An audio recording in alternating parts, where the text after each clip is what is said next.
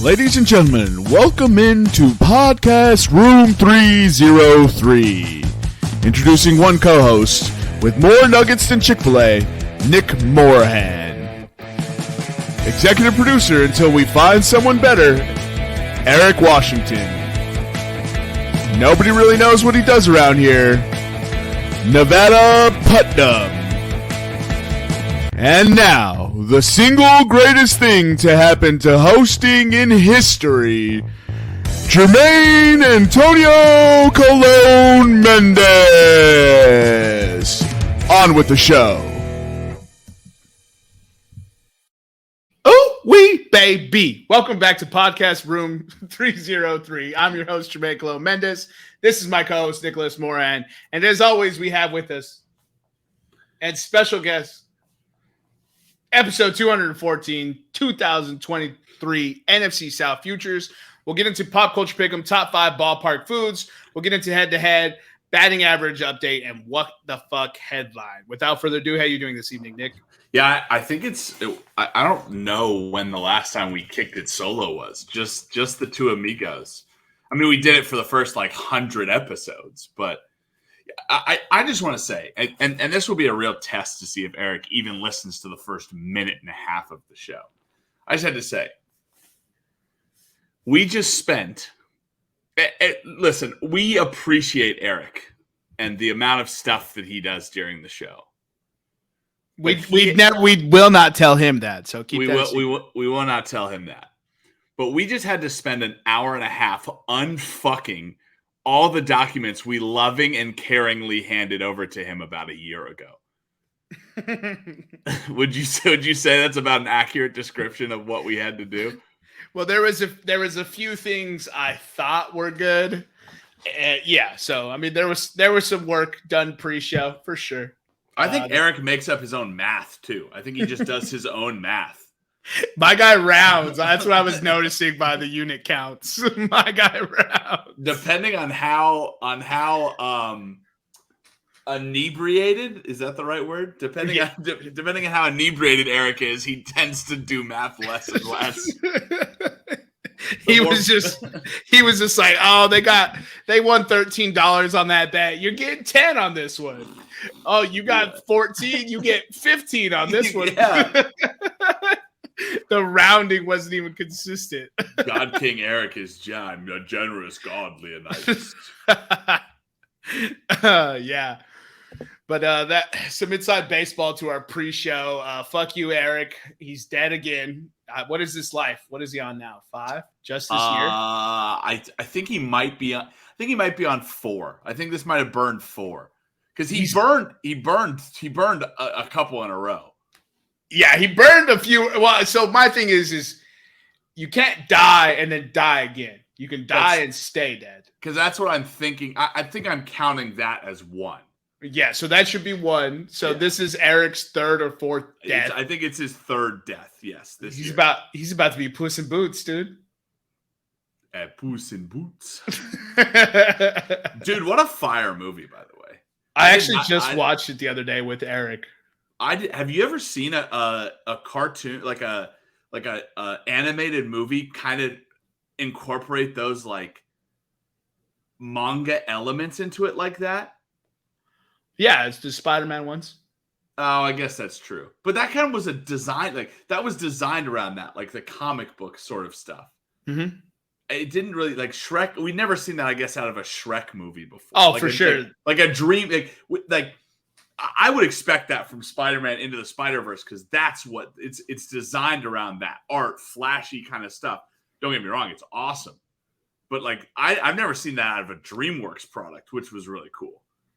Oh yeah, for sure. No, and I do think it was unique enough that it didn't feel like anything else, but it kind of had elements from some of the more newer animations that are coming out. Right. And animation is getting really good. It also told a dope story. It was a good story. With flashbacks and stuff. The wolf villain was tight too. Dude, It's been out for a while, so for those of you who haven't seen it, like spoilers ahead, I guess. But watch the fucking movie, or have a 5-year-old daughter. I guess that's what's my excuse. I saw that shit on like opening day. Dude, when he was like, it's revealed that he was death. That I was like, whoa, that's like so you can't ever kill him. He's like, I'll be back. Yeah, I turned to Eric when we first saw him, and I was like, is that supposed to be death? Eric's like, I don't fucking know, because we've been like 15 minutes into the movie. Yeah. And then I was just like, the whole movie, I was like, I'm fairly certain that's fucking death to Eric. And Eric just kept looking at me like, shut up. They're going to tell us. Because he can't be beaten, dude. He can't ever be beaten. And it turns out he was death. And I was like Leonardo in that Once Upon a Time in Hollywood movie. Right. All right, let's get into how do we want to do today? Do you have the what the fuck headline pulled up? I don't, but hold on. I can get it real quick. Just pontificate for a second. Yeah, so shout out the Cubs. I know that Nick and Nevada don't watch baseball anymore because I talk to myself nowadays just about the comings and goings of the league, but the Chicago Cubs are red hot right now. 23-11 since August 1st. I think they've dropped a collective like 3 or 4 series maybe since the All-Star game. Mm-hmm. Double check that. But we've won a ton of series, and we're a game and a half back on Milwaukee now. We just smacked the San Francisco Giants, who were in the wild card race against us. So I'm pretty hyped. Cody Bellinger is balling out. He's in the MVP contention. Justin Steele's my pick for the Cy Young, just because it's a real weak year. I just think he's playing the best of all the pitchers in the NL. He's definitely a Cy Young candidate this year. It's not that I don't watch baseball. It's just that yes. I need to respond. I need to respond to you more because I do check on whenever you make I do check on the series. I get the baseball email every day. Like I am informed about what's going on in baseball. That's the most calculated way I can say with cold statistical knowledge. That's what I have about baseball. It's like, oh, the Cubs have won 23 out of the last 34. I'm just doing this for trivia type shit. That is a hot streak. All right, so what the fuck headline? This is from Fox Business, posted on the 4th of September, so right before Labor Day. Actually, on Labor Day. The headline is Delta flight diverted after passenger reportedly has diarrhea all the way through the airplane. Pilot tells air traffic controller, this is a biohazard. So, a Delta Airlines flight from Atlanta, Georgia to Barcelona, Spain was diverted back to its original airport after a passenger experienced a, quote, onboard medical issue, which was reportedly a case of, quote, diarrhea all the way through the plane. So I did not watch the video, but apparently Barstool Sports was able to secure the video. And if you go to their Twitter, they should have the video posted. I don't know if it's legit or they were just trolling and making fun of the situation because it is a pretty comical situation. Well, for us, obviously, we didn't shit ourselves and divert a whole flight of 300 and something passengers on an 8-hour flight. 336. It landed the following day, 8 hours and 6 minutes behind schedule. So sorry for those of you guys who had to catch a layover in Barcelona. I hope you didn't have fucking plans. Dude. Can you that has to be the biggest embarrassment is ruining a flight because you shit. Can you think of a worse place to shit yourself than 2 hours into an international flight? No, I cannot. That's that is, oh, you know what? New PCP idea. Top 5 worst places to shit yourself. Dude, that's a good one. That's a good one. Oh man. We'll have to pick while recording a podcast for one of those. Yeah, dude. 100%. Which actually, for you Room 303 lore heads, those of you who remember when we were doing it solo dolo, I believe you were still back in the old apartment, right? When I was living on the beach, Jermaine shit himself and had to wipe himself with a towel before we had video, and it was me just pontificating, not knowing what he was doing. That's good, dude. That's a good callback. I did not shit myself, but I did not make it to the toilet. You understand? Like, so there was a mess to clean up, but I didn't shit myself. But it was as bad as it gets, bro. Because we were mid-recording. I'm like in a rush. And the problem was you never let me know. So like you just shut off your sound and like went to the bathroom, and I was like, oh, good to go, fine. I'll talk. I think we were talking maybe NFL or something, and I was on a topic, and then my topic ended, and you were still like cleaning yourself up but I couldn't see because it was like off camera. I just saw you like grabbing a towel, and I was like, what the hell is happening? So I had to keep talking. I had to power through. That was so funny, dude. It was so bad. That's so bad. To be honest, if you couldn't control it, I don't think I'm going to be that embarrassed. My thing is just that, like, you're 2 hours in. Like, I think it's just you're 2 hours into the flight. You're over. They apparently said he was reportedly over Virginia. They turned the plane around, and he went 2 hours back. Yeah, so that's why can't you land at a closer airport? I don't understand that. Just land and like get the guy off, and then like buy him like a flight, or have him buy his own flight back. Well, like, you got to get everyone off of their shit up and down the plane. Oh man, dude.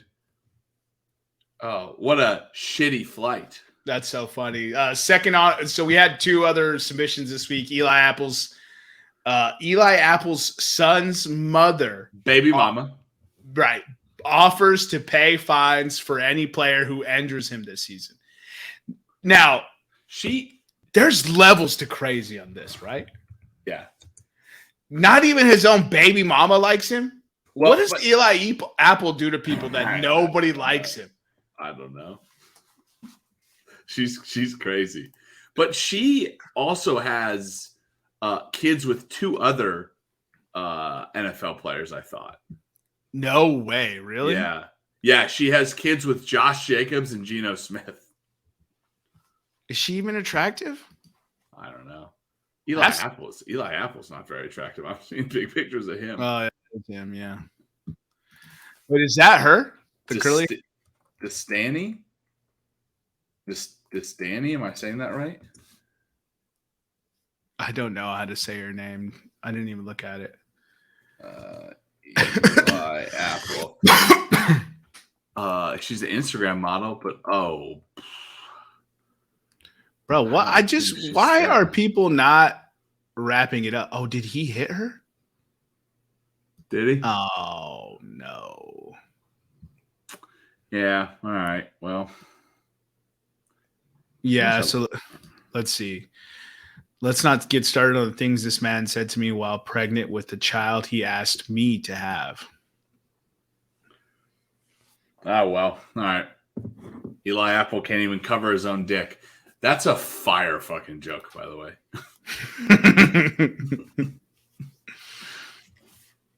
Okay. Holy crap. He has a sex problem, and she's the sixth pregnant woman in 3 years.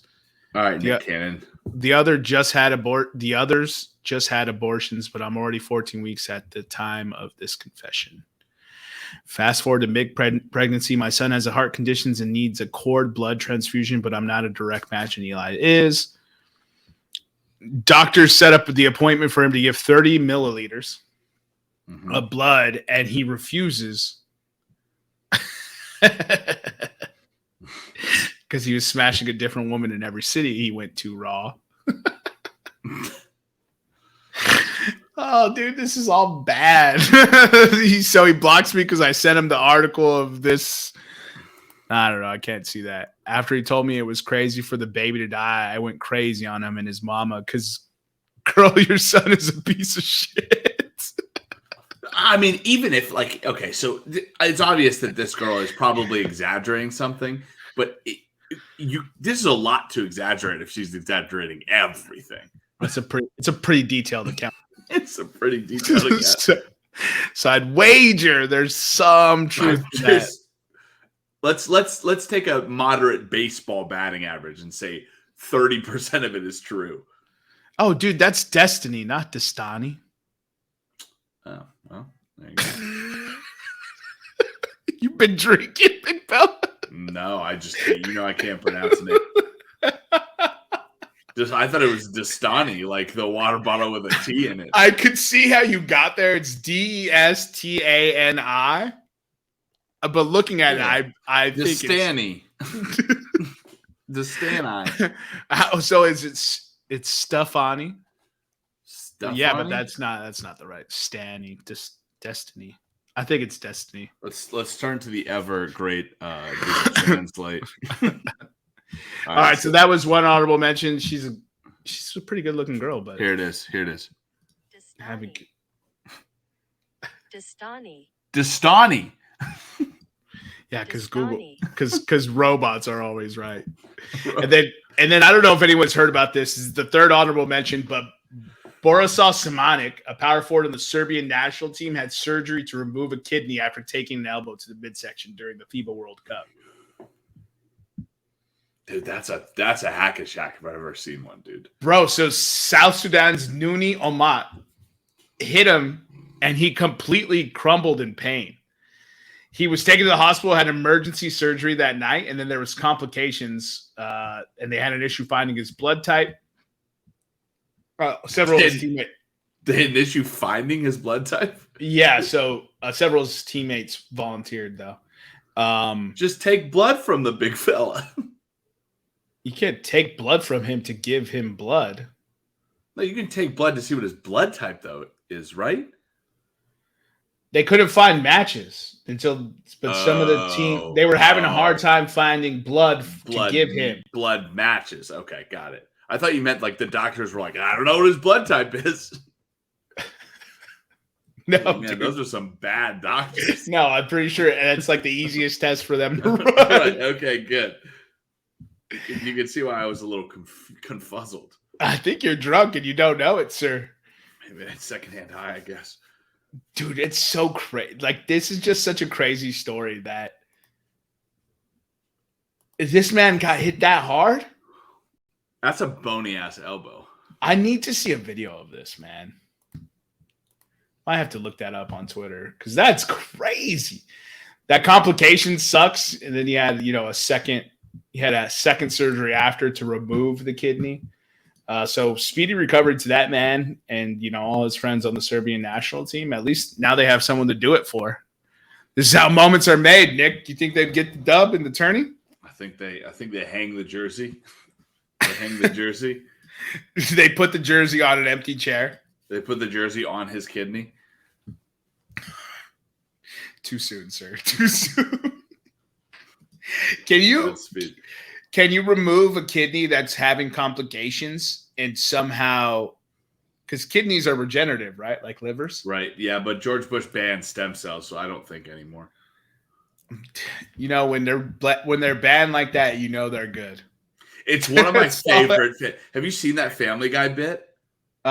Where Peter has the stroke and he goes into the stem cell clinic and he comes out like perfectly fine. And he's like, why are we not funding this? And it's just that like little clip. And it's just like they move on. It's one of my favorite Family Guy quotes. I can see that, dude. That's so funny. So good. Can you go ahead and go through the batting average update for us? And since we're wrapped up with it. All right. How do you say his name? Luis Reyes. Yeah. So Jermaine can say it. Shout out to Eric. So Luis Reyes last week was hitting 350. He's actually up 5 points. Jermaine, he's hitting 355 this week. He is in the NL average lead over the next closest, Freddie Freeman, by 20 points. Freddie Freeman dropped. It was a 10-point swing. In fact, Freeman dropped from 340 to 335. So he's a 20-point lead on the NL batting crown right now. What did Freddie Freeman do over the weekend? He just forgot his baseball bat? Probably, yeah. He plays for the Dodgers, and they were heartbroken with the news that of Julio Urias. Oh yeah, that was he's domestic violence, right? Domestic violence felony. 2-time. 2 times. So he's done it. He's done it before, and this is the second offense. Yeah, he got away with it once. Yeah. Oh my god. Got it once. He couldn't stop himself. Dude, I will say football players probably fuck up the most, but baseball players love 2 offenses: steroids and DV. I don't like. I was having this conversation over the weekend. What's with athletes and DV? I don't know. I don't know, man. Do you have to in order to be good at hitting a ball, you have to hit. You gotta practice. You gotta practice in the off season. That, sir, is a bad joke. That's an awful joke. Naughty, bad Jermaine. I felt bad letting it go, bro. Putting it in the ether. How is Julio Urias going to get his towel working if he doesn't have a suitable punching bag? All right, welcome to today's. How did Room 303 get canceled today? Yeah. So Darn it, Eric. Let's go. Yeah, blame it on Eric. We have let's go to the head-to-head. So for the week, I went 2-1 miraculously. We'll get into that story here in a second. Nick went 1-2. Surprisingly hit on Nebraska this year. Nick always bets week 1 Nebraska. It is a trend. I'm starting to see that I fall into trends here. Nick is very much Chicago White Sox, Nebraska week 1. Listen, I hated Nebraska growing up. I was definitely a CU part of the rivalry. Mm-hmm. I think of the, you have the conversation of like college teams we want to see good again. I'm so far on the Nebraska bandwagon. I want to see Nebraska good again. We know, dude. You tried to sell me on Scott Frost when he first got there. I laughed in your face. I told you you're out of your fucking mind. Nebraska flopped. They had one of the worst seasons. Dude, I was a Bo Pelini fan. I've been a Nebraska stan for a long, long time. I supported Bo. I was like, why are you guys firing Bo Pelini? He just won his bowl game. Nebraska for me has been a decade in the making. I'm going to get you a Nebraska t-shirt. Dude, might as well at this point. Bro, so you're such a big Nebraska fan. So Scott Frost duds that first year. It's one of the first worst debut seasons we've ever seen from a head coach. In my remembering of college football history, I don't remember a new head coach with that much hype delivering that little. The very next season, you tried to get me to buy in on Scott Frost again. And I think they lost to Army or App State or something. So I think it was App State. So Nebraska in the last 3 years is 2-16 in one-score games. It's so bad. Especially counting yesterday because they lost. Yeah, they were 2-15 before. Oh boy. But we didn't bet them to win. We bet them to cover. Yeah, so we'll start with Nick's since that's where we're at. Nick's one win of the week was Nebraska +7. They covered the 7, still couldn't get a dub. He also had TCU -20.5 against the darlings of college football right now. And this might be a good time for you to go on Nick's rant which we haven't had a good Nick's rant. And that's how we know you're happy. You're in a good spot in life because we haven't had a Nick's rant in what feels like ages. But go ahead. I'm just okay. So the one metric that I could find was from theathletic.com. And theathletic.com has their previous week's rankings and their next week's rankings. It generally matches the poll, but the Athletic, because they need to sell or they need to get clicks for articles, generally churches it up a little bit. They had Colorado in their week 2 poll at number 15. Going into week 1, Colorado was 83 in the nation. Right? Uh-huh. I am so, and I said this. I said this during the game. I said this to anyone that would listen while I was watching the TCU game on Saturday morning. I just did not want Deion Sanders to win this game or even be competitive in this game because non-stop we will get Colorado coverage.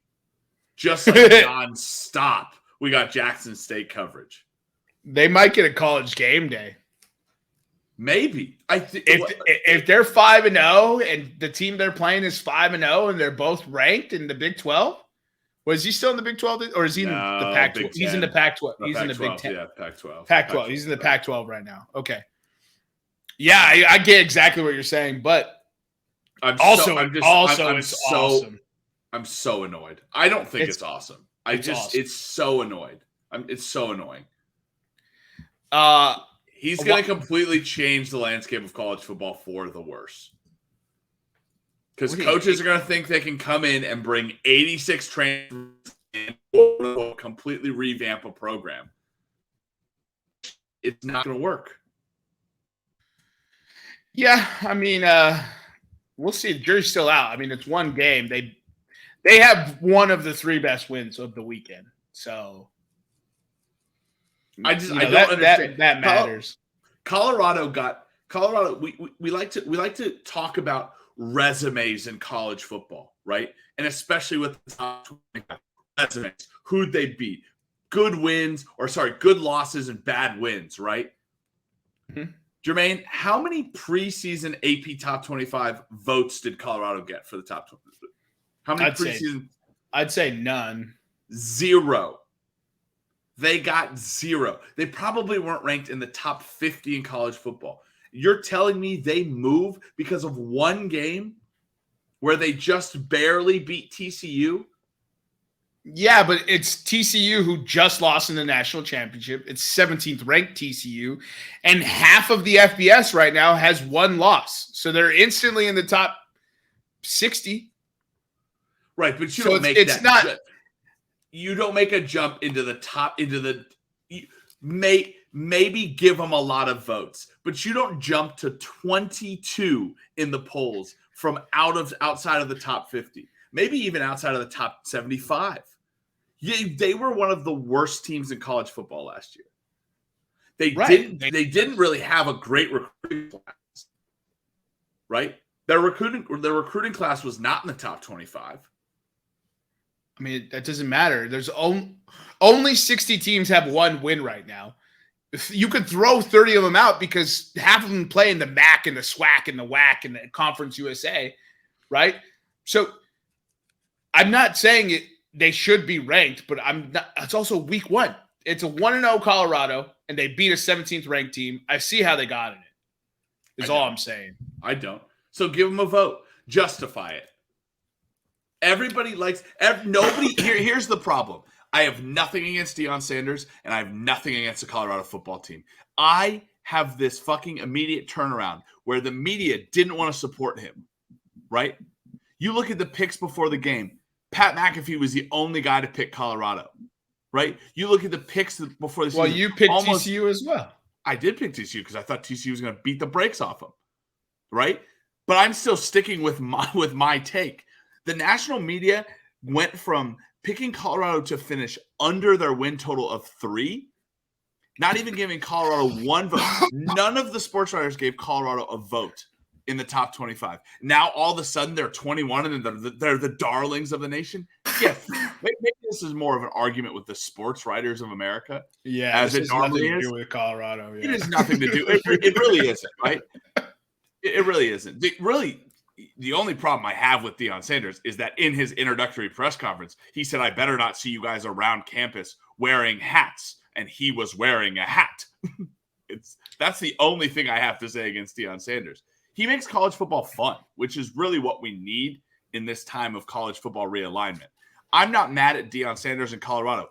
It was a great game. It was great Big 12 football. It's the football I grew up on. You leave your defenses at the door when you come to the stadium because it's time for the offenses to take over, right? We're suing them up. We're running cover 3 shell. 100%, dude. How many passes did you see in that game that it was like a outside a toss sweep, Yeah. It went for a touchdown. A screen pass went for a touch. It was classic Big 12 football, where one of the things that growing up, I had a problem with the SEC was that one offensive score won the game, right? Whoever was able to get that big score won. The Big 12 didn't care about defense until they did. And it was like that one deflected pass or that one interception that you could 55-54, but now you've lost, 54-52. Because that one pass deflection at the critical time. So this is not against Colorado. This is maybe against the national sports media, which does it with every year. Alabama, Notre Dame, and now Colorado. I think it was the back and forth nature of the game that put everyone over into they frenzied everyone. All the group chats were popping off. Every single person was talking about this Colorado versus TCU game. Dude. And I didn't watch it. I was indisposed. I was having a nice vacation weekend. But everything I heard, it sounded like it was the best football game of the weekend. In a otherwise drab weekend, it was the best. It was the best game. All right. No, I don't disagree but this has been our complaint with ESPN, let's face it, when we're saying the sports media, that's who we're talking about. Right. Yeah. You hear also to take another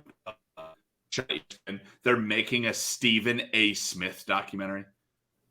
Oh, that sounds horrible. Why would I want to watch that? Because he's Stephen A. Smith. He's the most polarizing sports reporter in the world ever. That's so annoying. I don't even want to watch that dude on television anymore. But right. Let's finish up this head-to-head real quick. So as we talked about, Nebraska +7, Nick hit. He missed TCU -20.5 and NC State -14.5. Had to get that homer pick in. What a spread he chose, though. Did NC State win the game? NC State did win, but it was not convincing. 24-14. All right. And Nick's record is 37-57-2 through almost 100 bets. And he's at +1.5 units. He's the only one of us who are plus money. Let's move into Eric's. Eric's 37-59 on the year, -8.1 units. He had Utah -4.5. They handled business, that bet cashed pretty handily. He had UT versus Rice over 59. Texas pulled all their starters. They didn't play a lick of fourth quarter offense or defense, and the 59 didn't hit. They were prepping for Bama next week. And then Florida State money line. Couldn't believe you can get this plus money, which was unbelievable.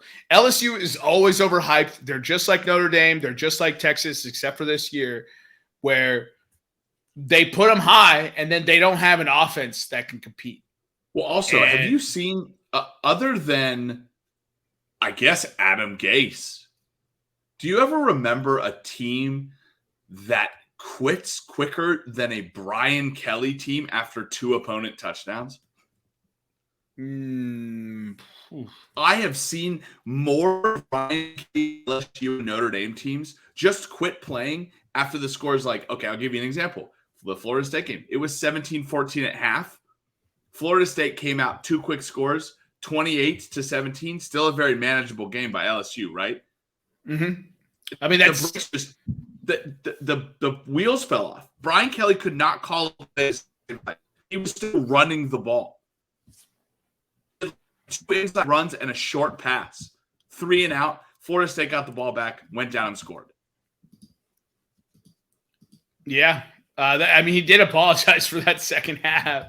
Yeah. But remember, Brian Kelly Notre Dame teams, if Brian Kelly had the lead at halftime, it was almost like, oh, Jesus, you're screwed.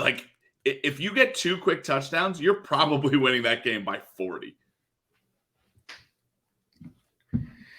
Yeah. What is his record? Is 3-16 in AP top 10 matchups in his career. Yep.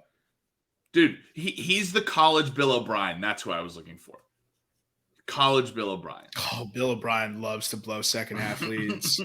Hey, for those of you listening, NFL tidbit 77,812 from this podcast. if Bill O'Brien is the offensive coordinator and they have a lead at halftime, live bet the opponent. That's one of the best bets ever. Live bet the opponent. Nick and I are we hate Bill O'Brien when we bet with him. When we started betting against him, we loved Bill O'Brien. Bill O'Brien is the OC and quarterbacks coach for the New England Patriots, by the way. Exactly. He's replacing Matt Patricia, who was the DC calling offensive plays last year. Poor Mac Jones.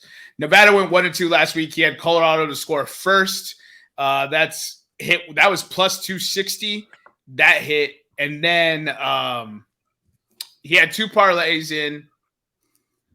Wait, hold on.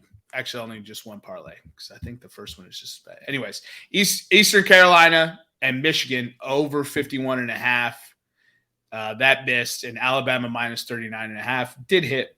And then he had West Virginia and Penn State over 10.5 first quarter points. That missed. That brings Nevada to 33-59 and 1 and 9.7 units under. And then we'll go to my board, which had no business being positive this week. So for those of you, I was on vacation. I was in a drunken stupor, and it was Sunday. I submitted a bet on Saturday. I needed 2 more on Sunday, and I completely forgot. All the baseball games were gone. All the races were gone. It's like 8 at night. I'm on DraftKings website, like, what the fuck is available to bet? I tried to get FSU money line. Eric already had that. I should have taken spread. I didn't even think of that. But I hit Gain Fjord money line parlay, which was only plus 131. It doesn't matter. I'll take the dub. And then I had Tyler Reddick to win the let me pull up. Was it the Cookout Smoking? What was the name of that goddamn race? Yeah, the Cookout 600 or something. I remember seeing Cookout Southern 500 2023. Right. And I picked Tyler Reddick, who was the odds-on favorite to win it at plus 120. He actually came in second. So I pulled a bet out of my hat. Don't even know who that guy is. I don't know if that's a white guy or a black guy or a Hispanic guy, but he ended up giving me a bad beat. So fuck you, Tyler Reddick. You're on the shit list.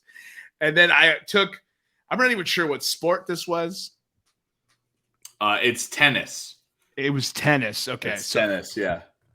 So I took the Bang Shuao Yin versus Young Seok Kim tennis matchup. Took the Korean over the Chinese Taipei player. Yeah. That's correct. I took the dog in the matchup at plus 185. The dog ended up coming back to win the matchup. So that brought me to 2-1 on the week out of just thin air. The fact that one is crazy to me. I don't know if this is going to mean anything to you, but that was the International Tennis Foundation Hong Kong F2 men's singles qualifier. I'm super into that division. I follow it. I take notes. It's one of the 7 pages on Instagram I follow. I promise you, if you fade us, you'll make a ton of money. It's the podcast motto. We're not selling you picks. Just fade us. You're going to make a ton of money. I'm 40-56 on the year at minus 9.3 units. Like, I have the most picked correctly, and I'm still 16 under 500. Yeah, you guys would be making a good amount of money. It's not good at all. And then wait, we already did pop culture pick'em, didn't we? Holy cow, we're slacking it. And I didn't even create this sheet. Oh, I forgot about that. A little behind the scenes baseball here. All right, so today's topic is Ballpark Foods. And I'm not going to share it because it's not made yet. So I went first last week between the two of us. All right, what is your first Ballpark food, Nick? I'm going to go with an ice cold beer. And by the way, this is Ballpark consumable. So I know we said food, but beer can be food too. So I'm going an ice cold beer. All right, so you got ice cold beer. And I mean, is there a better place to get drunk at than an MLB ballpark? Yeah, absolutely there is. No, I don't think there is. Yeah, okay. There's another PCP, best places to get drunk at. Hey, I closed the document. Let me put that in the doc before. Look at this. This isn't hard, Eric in Nevada. Fucking jabronis. All they do is talk about how hard their job is. I have to come up with ideas. Maybe you're just dumb. It's not maybe. Do you ever consider you two are just daft and we do this better than you? Don't make me come take your job. We pay you too much for all that bitching. I did this shit for 150 episodes. It's not hard to Google shit.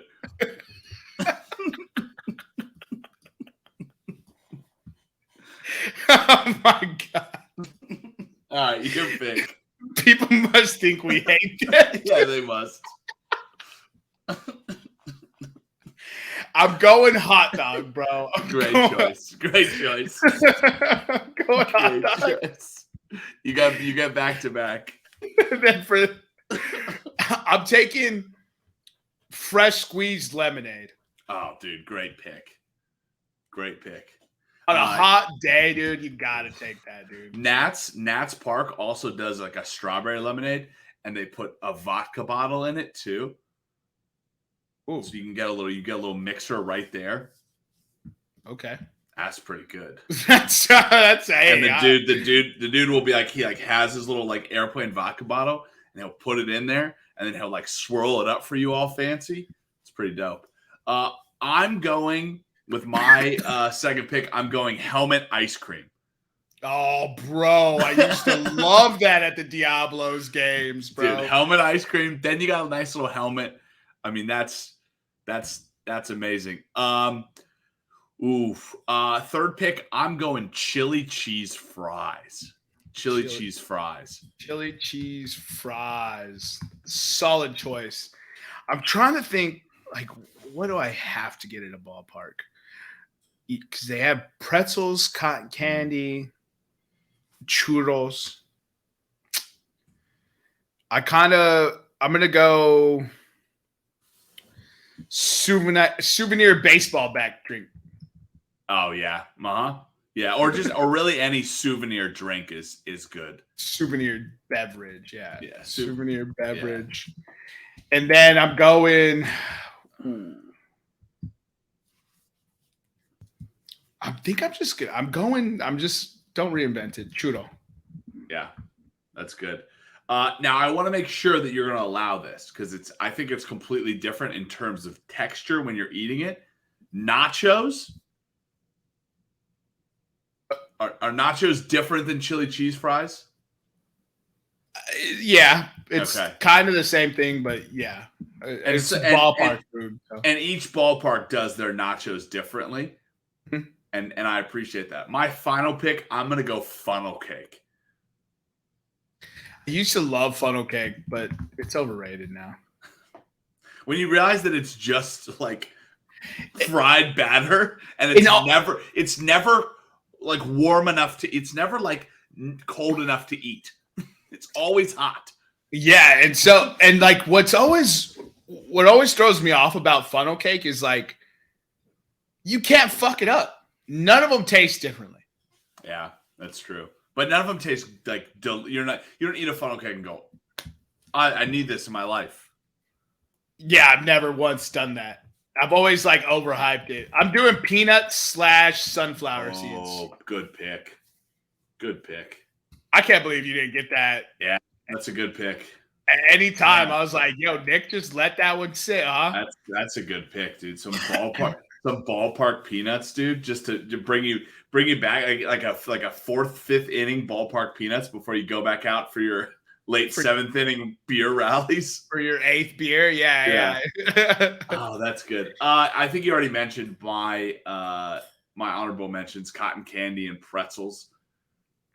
Yeah, those are solid choices. I would say that like garlic fries are super prevalent hits.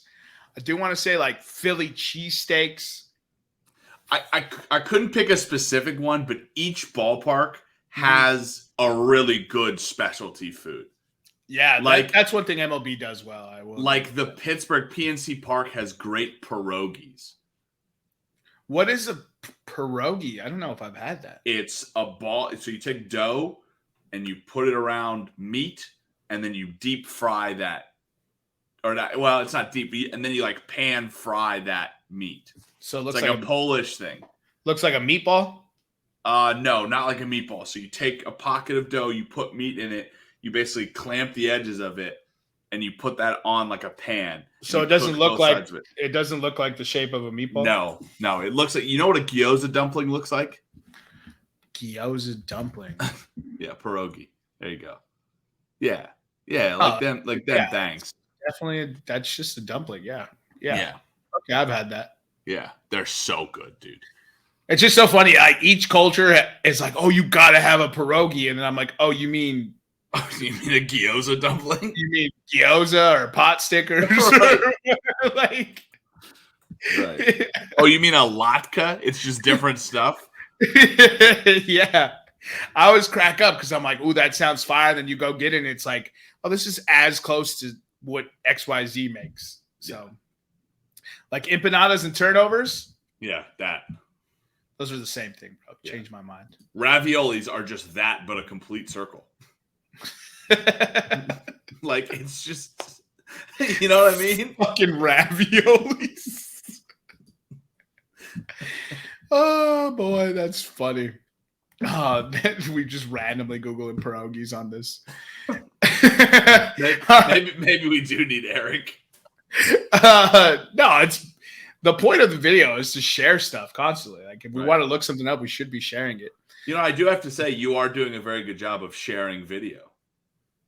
That's good. That seems that is that a new feature that you unlocked? Or has that always been available to our executive producer? No comment. The list for today's PCP top 5. Oh, I didn't even change what the top 5 was. Top 5 ballpark foods. And you know what's funny is I think this every single time. I was like, did we already do this one? We had to have missed one, right? What do you mean missed one? There has to have been a food that we missed. Someone will tell us. Yeah. Someone will tell us. Today's list, Nick had ice cold beer, helmet, ice cream, chili cheese fries, nachos, funnel cake. I took hot dog, fresh squeezed lemonade, souvenir beverage, churro, peanuts, and sunflower seeds. Yeah. I think I like my list. I think yours is a complete ballpark meal. The problem is I don't think of complete ballpark meals because I'm already 6 hot dogs and 8 beers. I don't need anything else. I'm 6 hot dogs and 8. People ask me what I get at the ballpark. I get a hot dog. If I've been to too many Nationals games and eaten too many hot dogs, I'll get a chili cheese dog. But I'm not going for this fancy food. Give me a hot dog, give me beer, give me some peanuts or sunflower seeds. I had poke the other day at a baseball game, which I just thought was the most outlandish thing they could have offered me. That's too much. And I was sitting in my chair with chopsticks eating poke at a baseball game, and I was like, yo, 2023 is lit, dog. They be doing too much, man. I love it. Don't you dare. I love dude. I don't care about the pitch clock. I don't care about the bigger bases. Keep baseball food traditional. Oh, my goodness. This motherfucker's an old head. He doesn't even want to admit it. Old head with food at baseball stadiums. The problem is when Nick and I go to baseball games, we hang out at his first pick for 12, right? His first pick 12 times, and then we look at other food. And by then, we don't give a fuck. That's the problem, right? Is that we just go. Our problem is we find the nearest place that sells beer. That place normally sells hot dogs, and we just get 5 hot dogs and 5 beers. So I got some feedback from a couple people. One of my brothers specifically said that the blind 5 was a good idea. He told me he loved the crazies, but I would hate it. So that kind of lines up with what I was suspecting. And then also he took the opposite stance of if you've been to Munich for 3 hours, you've been to Munich. And I was just like, Wrong. I was like, get fucked, bro. I was just like, you don't land in an airport and claim that as the place you visited. No. You can say I was in the Munich airport for 3 hours. That's fine. Sure. Like I told my response was like, just because I got gas in Lordsburg doesn't mean I've been to Lordsburg. Right. Like, fuck Lordsburg. I don't know. No offense, by the way, to anybody that lives in Lordsburg and listens to this podcast. First of all, if we have a Lordsburg, New Mexico listener, shout out you. And please reach out to us. We would love to give you an actual shout out on the pod because that is crazy. Listen. I'll send you a shirt and a hat if you're listening from Lordsburg. Well, I'm with my own dime. All right, I'm going to share the screen. Will you pull up the DraftKings Sportsbook page? I will, yeah. Forgot to pull up the odds. But for those of you who've been living under a rock, we've been doing our 2020-23 NFL Future Series, and this is the last divisional breakdown before tomorrow, which is kickoff day between the Detroit Lions and defending champion Kansas City Chiefs. And we saved the best division for last. What is much maligned as the worst division in football, despite the AFC South existing last year. I'm not sure how this was the worst division, but 2 of the AFC South teams didn't eclipse 4 wins, and everyone in this division had 7 or more. But this, maybe I'm out of line saying that we're a better division, but neither here nor there. The division order last year, Tampa Bay Buccaneers were 8-9. The Carolina Panthers were 7-10, came in at second. The New Orleans Saints were also 7-10, came in at third. And the Atlanta Falcons couldn't even win 7 games correctly as they came in at fourth place and had 7-10. We'll kick it off with the first place Tampa Bay Buccaneers from last year. Their Super Bowl odds this year are plus 8,000. Their division odds is plus 800. To make the playoffs, 360. To miss the playoffs, minus 450. And the over-under is set at 2.5. What? Holy fuck. Is that the smallest over-under you've ever seen? Hold on. Yes, that is the smallest over-under I've ever seen. We'll have to double-check this. I'm verifying right now. He's early. I will say Eric built this sheet with some early odds. So there is possibility that the line has been bet up. It is 6.5. There's no way it's 2.5. 2.5 sounds wrong. Maybe it was 2.5 at the time. They hadn't signed Baker or some nonsense, but 6.5. Now, if you want to take the under 2.5, it's plus 750 on DraftKings right now. So under 2.5, no chance. I was going to take the over for sure. That's crazy. All right. Now that we fixed that, 6.5, let's go ahead and get into the departures and whatnot. Oh, this isn't going to work. I just realized they don't need to see all the inside baseball. You know what I mean? Even more inside baseball revealed. So Tampa Bay Buccaneers, their departures. Quarterback Tom Brady retired. Quarterback Blaine Gabbert left. Giovanni Bernard and Leonard Fournette left. Julio Jones, Scott Miller, and Brashad Perriman left. Tight ends Cameron Brate and Kyle Rudolph left. They lost offensive linemen Josh Wells, Donovan Smith, and Shaq Mason. Edge Carl Nassib retired, a first gay NFL player, by the way. Played 7 years in the NFL. What about Sam Gay, though? Nope. Nope. Carl Nassib, first openly gay player in the NFL. He was before Sam Gay? I don't think that's right. I don't know if it was. I'm going off the ESPN alert I got. I was just more impressed that Carl Nassib played 7 years in the NFL, which just means if you're good, they don't care. I mean, he's not in there grabbing somebody's punch on him, you know what I mean? Right, yeah. But if you're good, nobody cares. He's also a Super Bowl winner with us and the Browns. Oh, hot dog. Carl Nassib, dude. We support LGBT. We support that. Stop! You hurt yourself. I did. We support it though. They lost defensive linemen William Golson, Akeem Hicks, and Rakeem Nunez Roches. Roches. Oh, I got it close there. Secondary players, Sean Murphy, Bunting, Mike Edwards, Keanu Neal, Logan Ryan, and kicker Ryan Suckup. Jeez, they lost a lot. Here, I'll jump in and finish this off. The additions were quarterbacks, Baker Mayfield, John Wolford, running back Chase Edmonds, guard Matt Feller, defensive tackle Greg Gaines, linebacker Levante David, edge Anthony Nelson, cornerback Jamel Dean, and kicker Chase McLaughlin. We're going to need the schedule. So in the draft, they added Kalijah Cansey, defensive tackle, Pittsburgh in round 1. Cody Mach, tackle, North Dakota State, round 2. Yaya Diaby, linebacker, Louisville. Servosia Dennis, center, Pittsburgh, round 5. Payne Durham, tight end, Purdue, round 5. Josh Hayes, cornerback, Kansas State, and Trey Palmer, wide receiver, Nebraska. Jose Ramirez, edge, Eastern Michigan, all round 6 players. I don't think they replaced. I don't think they replaced all that they lost, and that's not. I'm not even talking about Tom Brady. Yes, and the reason why they do stuff like this is when teams are going full tank, they let these guys walk because they're good players, and when those teams sign them and they don't add a bunch of free agents, they get those compensatory picks, right. And the Bucs will end up with 11 or 12 picks next year, just based on that. Right. All right, so the Bucs open week 1 at the Vikings. They play 2 home games against the Bears and the Eagles, at the Saints, then a week 5 bye week. Yikes.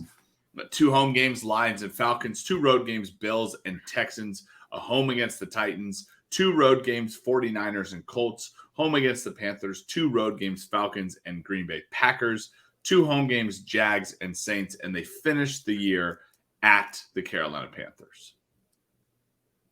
You know, this is not a difficult schedule for any other team but this team. It's really not.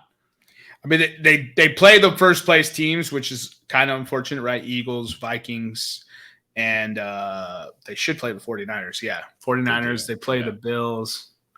Yeah. So that is rather unfortunate from that perspective.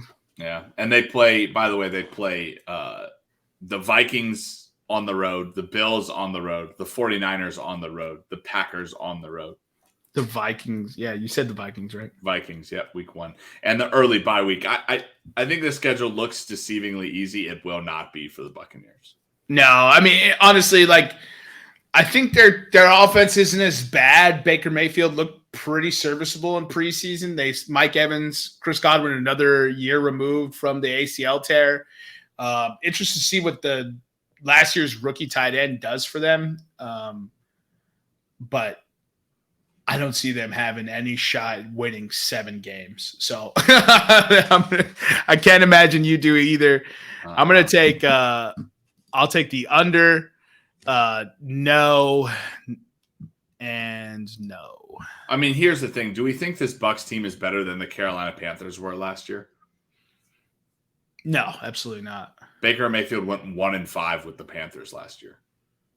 Yeah, what did Baker Mayfield go with the Bucs? The Rams, you mean? The Rams, yeah, sorry. 1-3. So he was 2-8 last year. That Rams team was terrible too, though. Apparently, he declined to appear on season 2 of Netflix's quarterback show. Good for him, but I bet you did that because he got crushed by everyone who gave him shit for making commercials. Right. If someone's going to pay me money to make a commercial, I'm not saying no. I don't care if it's my first year in the league. Right.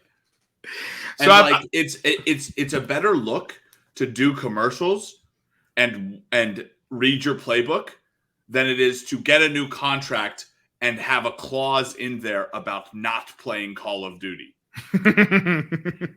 Just my personal opinion. No, that's an outlandish take, sir. Shooting from outside the court. You're going under here, right? And then no and no.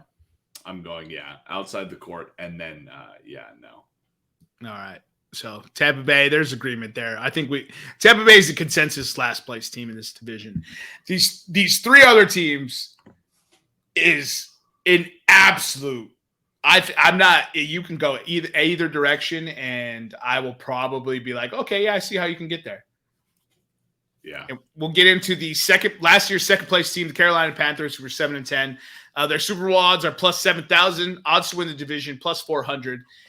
To make the playoffs plus 210. To miss minus 250. And the over-under is set at 7.5. Let's go ahead and get into the departures, arrivals for this team. Departures, they lost quarterback Sam Darnold and P.J. Walker, running back Donta Foreman, wide receivers Rashard Higgins, DJ Moore, and Andre Roberts, guard Mike Jordan, center Pat Elflein, D lineman Matt Ioannidis, linebacker Corey Littleton, and Damian Wilson, cornerbacks TJ Carey, safety Justin Burris, safety Sean Chandler, DB Miles Hartsfield, and kicker Zane Gonzalez.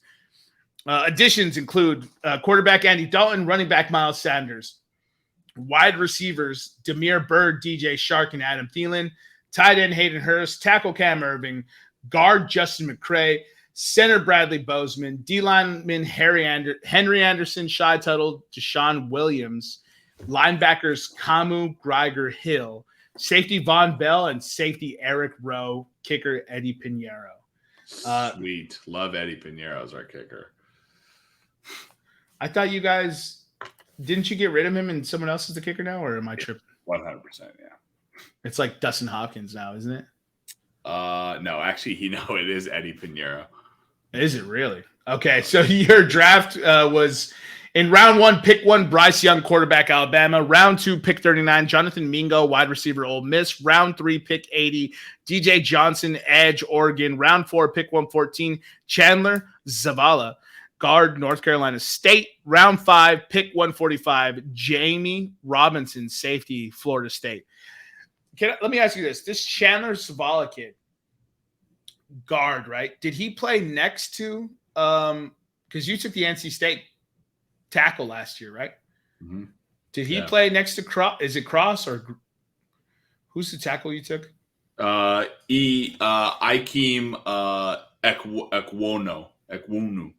Ekwonu. Yeah. Did this guy play guard next to him? No, he played guard on the other side. On the other side, okay. Yeah. I thought if they played next to him, I was like, that's a pretty interesting little tandem they put together there. All right, so let's go through the schedule, brother.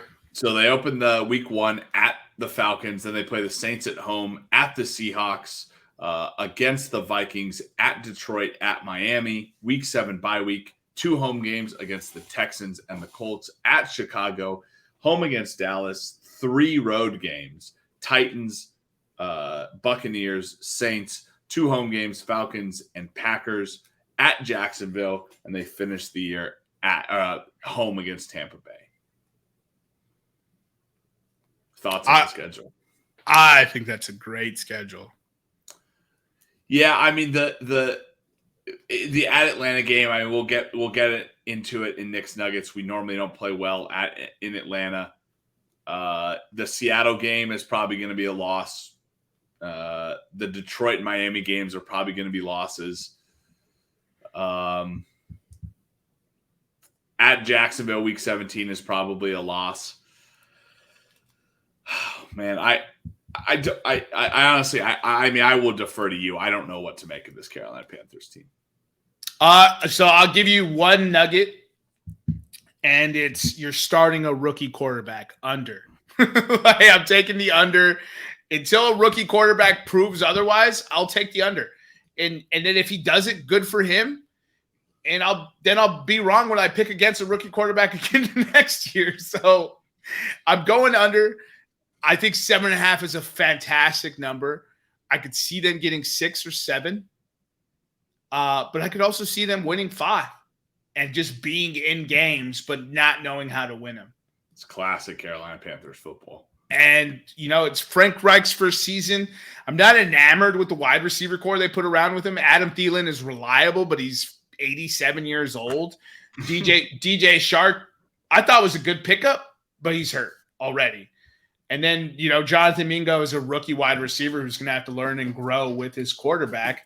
Hayden Hurst is a 31-year-old tight end. What's the best season we've ever got from Hayden Hurst? And then, Miles Sanders is a good running back, but it's also a rookie quarterback. So if he's not hitting wide open wide receivers, they're just going to load the box. Yeah. Hayden Hurst, 2020 with Atlanta, 56 receptions, 571 yards, 6 touchdowns. That was his best season, right? Yeah. Yeah, exactly. Nothing too sexy or all serviceable. I love the addition of Von Bell as a secondary anchor for this team.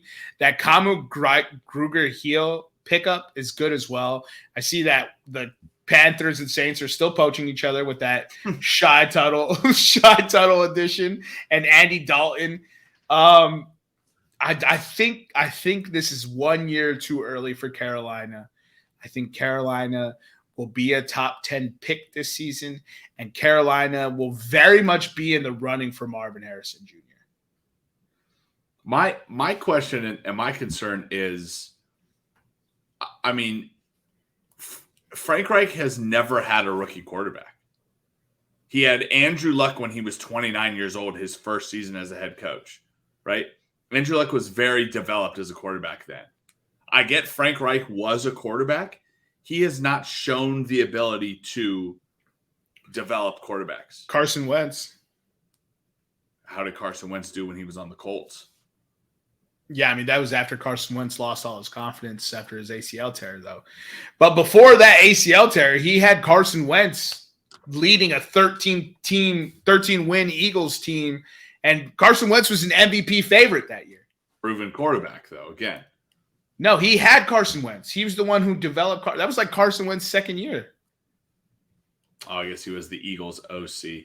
Yeah, I mean – You asked, I answered. It's not the best answer. It's not the best answer. But Frank Reich, as far as quarterbacks go, I think you want Frank Reich with a rookie quarterback, personally. Well, let's see here. So he was the quarterbacks coach for Indianapolis in 2009, 2010. Peyton was still there? Still there. Maybe no. Who do they have in 2010? Did they have Andrew Luck in 2010? No, it's Peyton because 2009, the Saints beat the Colts in the Super Bowl. Oh, right. That was 2010. Okay. Yeah, so Peyton was still there in 2010. He was then quarterbacks coach of the Chargers in 2013. That was Phillip Rivers still. Yep. That was Phillip Rivers. Not anything crazy. He was the OC in 14 and 15 for the same Chargers. And that was not Justin Herbert. That was still Phillip Rivers. Yeah, and then Eagles from 16 and 17, like you were talking about. So yeah, I guess we don't have a lot of points to point to for Frank Reich, or not points, but data points. Yeah, I mean, I'm going under. I'm going under for the Panthers. No playoffs. No Super Bowl and no division winner, right? Yeah. Okay, sweet. So, yeah, I think I agree with that with Carolina. If they prove me wrong, that'll be dope. That just means that Bryce Young, not Love, actually balled out this year, which is something that I wasn't expecting. I don't think he's going to be bad. I think he'll have a middle of the pack rookie quarterback season, and then next year we'll be talking about him taking the leap. And next year we'll be talking about them potentially signing T. Higgins or, some wide receiver like that who comes on the open market, or the draft Marvin Harrison Jr. So let's go ahead and get into the third place team, which was the New Orleans Football Saints. They were 7-10 last year. They have a plus 4,000 Super Bowl odds. They have a plus 120 to win the division, 180 to make the playoffs, plus 155 to miss the playoffs, and then 9.5 is the over/under on the win total. Let's go ahead and get into the departures. So they lost quarterback Andy Dalton, running backs Mark Ingram and David Johnson. They lost wide receivers Marquez Callaway, Deontay Hardy, and Jarvis Landry. They lost tight end Adam Troutman and Nick Vannett. Edges Marcus Davenport, Kentavious Street, and David Onyemata and Shy Tuttle. They lost Caden Ellis, Chris Harris Jr., PJ Williams, Justin Evans, and Daniel Sorensen. Additions, they added quarterback Derek Carr and re-signed Jameis Winston. They signed running back Jamal Williams. They re-signed wide receiver Michael Thomas.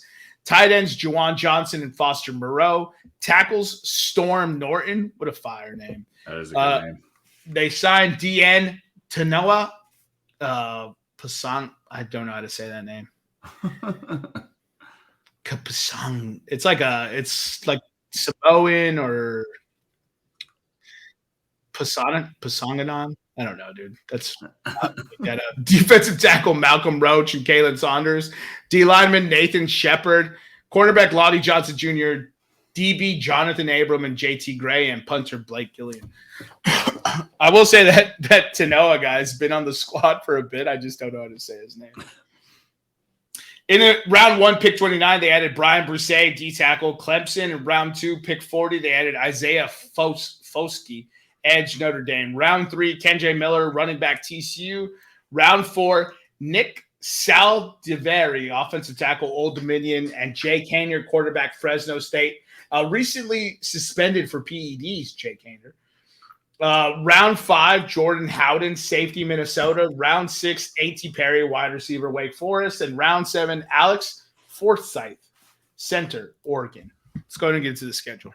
So the Saints open, let's get that. Saints open the season against the Titans at home. 2 road games, at the Panthers, at the Packers, home against the Buccaneers, at the Pats, at the Texans, home against the Jags, at the Colts, home against the Bears, at the Vikings, a Week 11 bye week, at the Falcons, 3 home games, Lions, Panthers, Giants, at the Rams, at the Bucks, and they finish with the Falcons at home.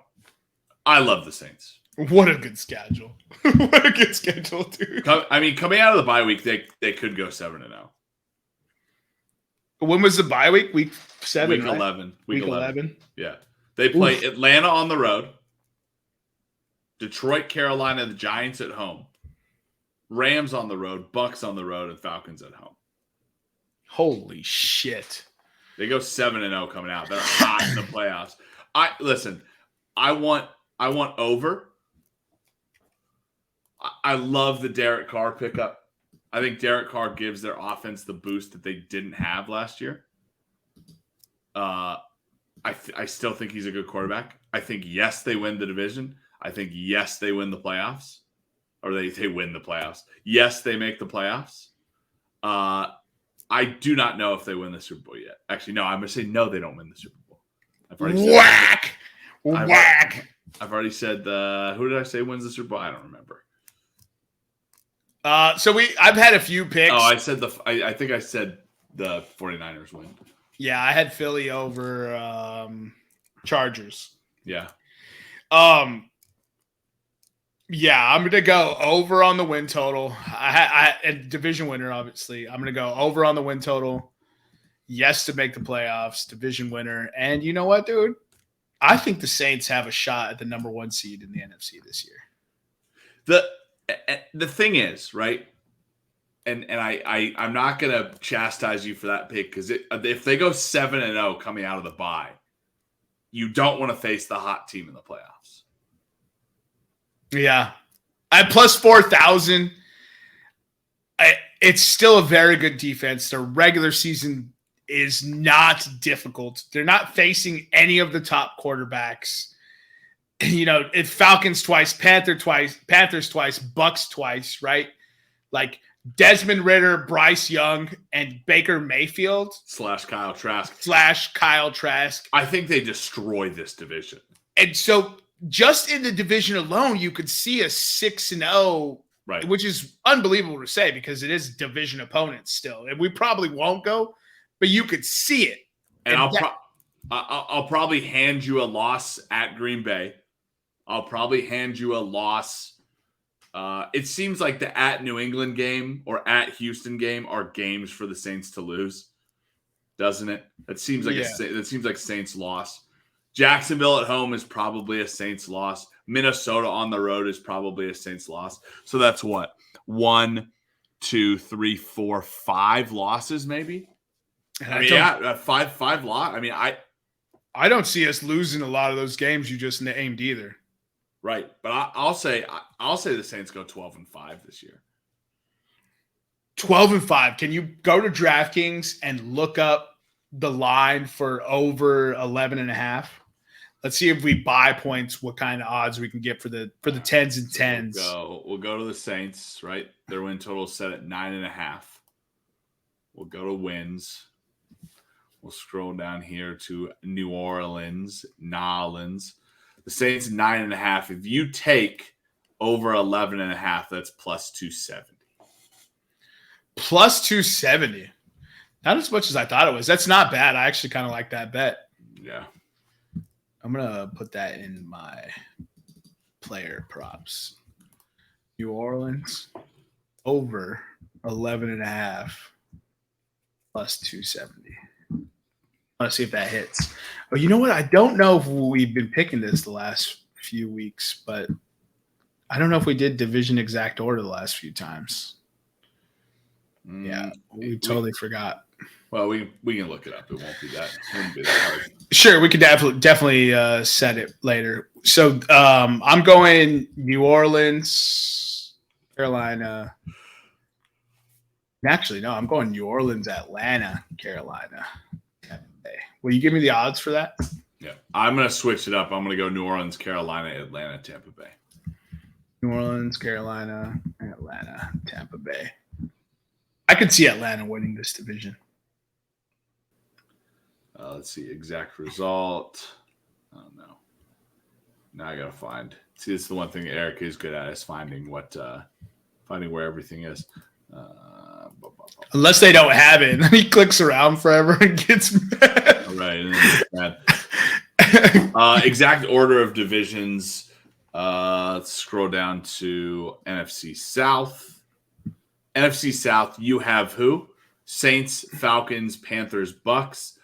That is the odds-on favorite at plus 450. My Saints, Panthers, Falcons, Bucks is the second highest odds at plus 550. Yeah, I'm fading the rookie quarterback. A couple more Saints props. If you think that the Carolina Panthers are not cracked up to the rookie quarterback, a Saints, Falcons, Bucks, Panthers is plus 900. A Saints, Bucks, Falcons, Panthers is plus 1,400. If you think the Falcons are going to finish last and the Saints to win, that's plus 1,400 and plus 1,800 respectfully. And yeah, the longest odds are the Buccaneers to win and the Saints to finish last, plus 8,000. Not surprising. Let's go ahead and wrap up the last of the four teams in this division, affectionately referred to as the Atlanta Falcons, because all they do is fail when it matters. They finished 7-10 last year, somehow still got fourth place. They have plus 6,000 Super Bowl odds, plus 215 odds to win the division, plus 105 to make the playoffs, minus 125 to miss, and 8.5 is where the over-under is set. Some of the departures they had this offseason is quarterback Marcus Mariota, wide receivers Damiere Byrd and Olamide Zacchaeus, tight ends Anthony Ferguson and Nicole Pruitt, guard Colby Grosset and Elijah Wilkinson, D lineman Abdullah Anderson and Jaleel Johnson, linebacker Rashawn Evans, cornerbacks Rashad Fenton, Mike Ford, Casey Hayward, and Isaiah Oliver, and safety Eric Harris. Arrivals, they've added quarterback Tyler Heineke, wide receiver Kadero Hodge re-signed, Matt Collins, Scott Miller, fullback Keith Smith, tight end Jonnu Smith, tackle Caleb McGarry, guard Chris Lindstrom, tackle Jermaine Ifedi, edge Lorenzo Carter and Bud Dupree, D linemen Calais Campbell and David Onyemata, linebacker Caden Ellis, cornerback Trey Flowers, Mike Hughes and Jeff Okuda, safety Jesse Bates, defensive back Cornell Armstrong, and punter Bradley Pignon. In the draft, they added in the first round, pick 8, Bijan Robinson, running back, Texas. Round 2, pick 38, Matthew Bergeron, guard, Syracuse. Round 3, pick 75, Zach Harrison, edge, Ohio State. Round 4, pick 113, Clark Phillips III, cornerback, Utah. Round 7, pick 224, DeMarco Helms, safety, Alabama. And Javon Gwen, O-lineman, South Carolina, at pick 225. Let's go ahead and go through the schedule, brother. So 2 home games to open the year against the Panthers and the Packers. At the Lions, they play a, quote, home game. I say that because it's against the Jags in London. 2 home games after that, Texans and Commanders. 2 road games, Bucks and Titans. A home against the Vikings. At Arizona, a Week 11 bye week. We'll do New Orleans at home Week 12, coming out of the bye week. Then at the Jets, against the Bucks, at the Panthers, against the Colts, and 2 home games to end it, Bears and Saints. It's not a tough schedule for the Falcons, I don't think. Yeah, it's not tough at all, and they're talented at every level but quarterback. Jesse Bates was a phenomenal free agent safety signing. They went in and brought in a couple more New Orleans Saints players, which makes sense now that is it Fontenette that's running the show as the GM in Atlanta. So these are a lot of guys that he scouted. They brought in David Onyemata and then brought in Bud Dupree from Tennessee. Added some more depth to their offensive line, which was already a strong suit, and they were top 5 in every rushing metric possible: attempts, yards per carry, yards before contact, run block win rate, whatever other rushing statistic you want to mention, like DVOA. Atlanta dominated, and they added the best running back we've seen drafted since Saquon? Mm-hmm. Or maybe Brees Hall? But Brees Hall hasn't really done anything yet. So I guess it is Saquon. That being said, I'm going to take under. That all being said, I'm going to take under. So only one team has a winning record this year in this division. The Falcons just they don't impress me. Like I'm not impressed at the Falcons offense. I'm not impressed with Desmond Ridder. I'm not impressed with their receiving core. I think Bijan Robinson is good. Probably he'll be running behind a good line, but you can't just run the ball the whole time. Teams will stack the box and defend against that. They did it last year and won 7 games. Let me ask you this. Desmond Ridder for a full season, is that going to be better than what they got from Marcus Mariota last year? No. I don't think so. Marcus Mariota was bad last year. I don't think Desmond Ridder was much better. Let's look at Desmond Ridder here on the old Football Reference. He was a rook, though. Desmond Ridder, 2-2, 708 yards in 2 games, and no interceptions. Interesting. 1 comeback, 1 game-winning drive. Oh, so he was 1-1, not 2-2. Sacked 9 times. No, it says 2-2 in here. 4 games started. 4 games started, and he only had 708 yards. Yeah.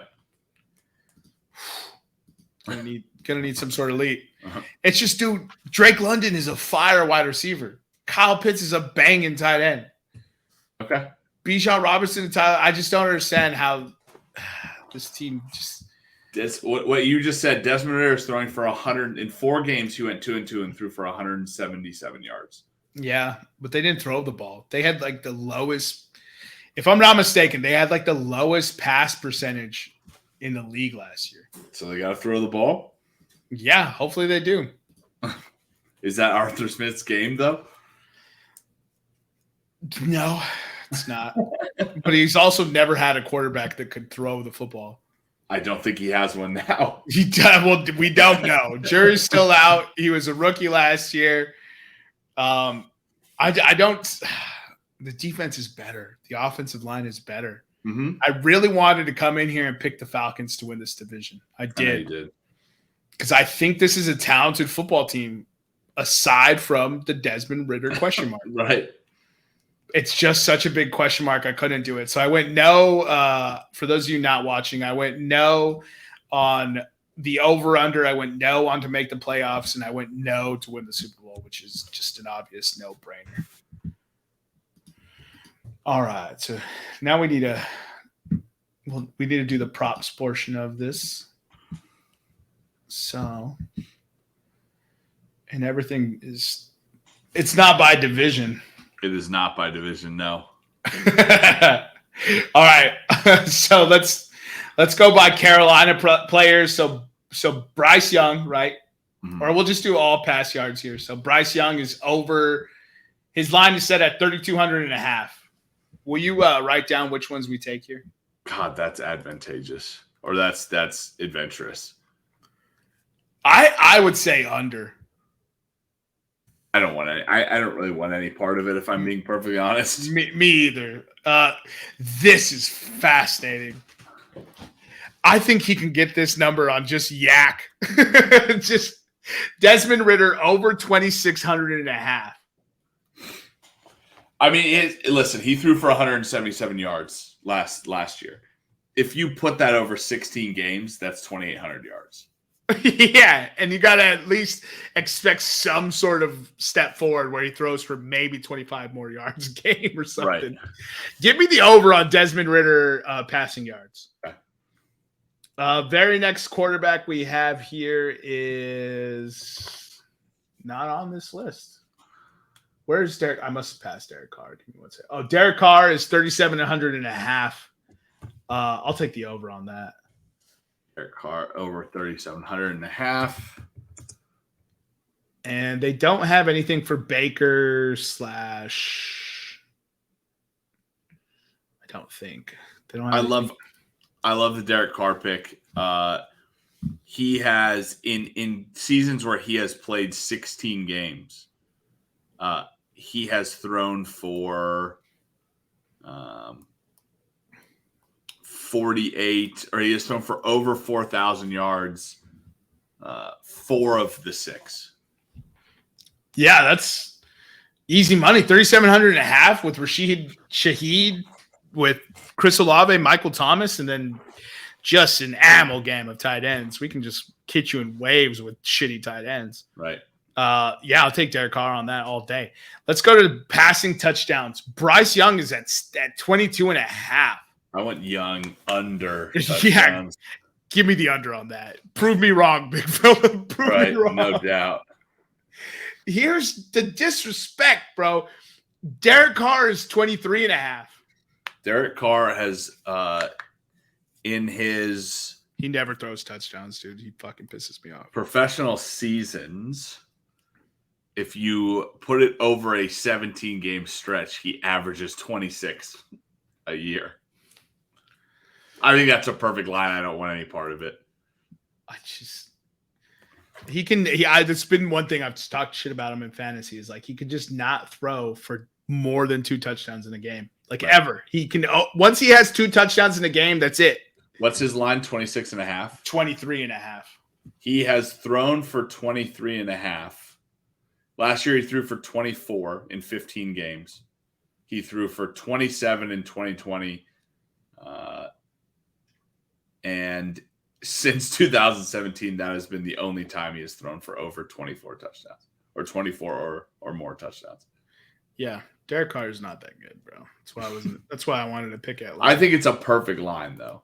It's a fantastic line. I'll abstain. Desmond Ridder, 15 and a half. No. That's such a crazy low. No. That's such a crazy low. He threw 2 in 4 games, which means he's going to throw 10 in 17. All right, so let's find some Bijan Robinson props here. So Bijan Robinson over 1,100 and a half. So the line is 1,100 and a half. Who was their running back last year? Cordarrelle Patterson, and he went the fuck off. And Tyler Algier was the second running back. He also had 1,000 yards. Give me the over on Bijan at even money. 1,100 and a half at even is just fantastic. So 695 Patterson rushed for. Algier rushed for. Oh, Jesus. Wow. There's a lot of rushing yards left. What did you take? Robinson, what? Over. How much did Algier have last year? 1035. Right, yeah. So it's 1,100 and a half. 1,100 and a half. So he only needs to get 70 more yards than Tyler Algier. Let me ask you this. Is Bijan Robinson more talented than Tyler Algier? I think so, yeah. If I had to pick. Yeah. Gun to my head, probably. Yeah. And then the other guy that ran for them last year, also a rookie, I don't think he's on the squad because he tore his Achilles or his ACL, was Caleb Huntley. You remember Caleb Huntley? He was a fucking guy that people talked about for a little bit. Anyways, Give me the over on that. If he doesn't hit it, I'll be very, very sad. What's Tyler Algier? Does Tyler Algier have any props? I will look that up right now. Let me give you the Miles Sanders one since he's right next to Bijan. 925.5. 925.5. What did what's his name? Deontay Foreman. Foreman ran for 900. I think the offensive line got better, and he ran for 900 last year. And it was only in 13 games. Yeah. 9 games started. Yeah, I want the Miles Sanders over. I think what's his rush yards? 925.5. Yeah. No, I think that's a fantastic pick. I'll take that one as well. So Rachaad White is also in this division. He's set at 700.5. I want nothing to do with that line. Yeah. And then the New Orleans Saints. So I guess Kamara is on here. He's at 600.5. Is he missing games? He's missing 4 games. He's suspended for 3, and he's also our receiving back. That's going to be a hard line for him to hit. I really do believe that. Okay, so he started 10 games over the last – he started 13, 10, and 10 over the last 3 years. Okay.